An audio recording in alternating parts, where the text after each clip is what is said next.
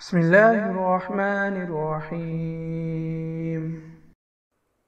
تراویح کی ہر 4 رکعت کے بعد ترویحہ میں کیا پڑھے؟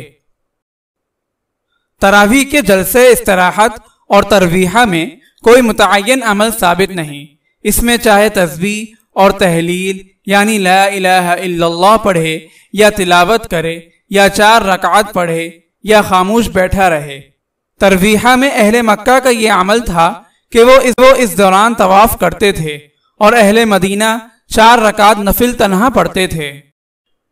علماء احناف نے یہ تسبیح ذکر کی ہے: سبحان ذی الملک والملکوت، سبحان ذی العزت والعظمت والہیبت والکبریاء والجبروت، سبحان ذی الحی الذی لا يموت، سبوح قدوس رب الملائکۃ والروح، لا الہ الا اللہ، نستغفر اللہ ونسألک الجنہ ونعوذ بک من النار۔ اس دعا کو 3 مرتبہ پڑھیں۔ اگر آپ اس صدقہ جاریہ میں شامل ہونا چاہتے ہیں تو چینل کو سبسکرائب کریں اور لائک اور شیئر کرنا نہ بھولیں۔ جزاک اللہ خیرا۔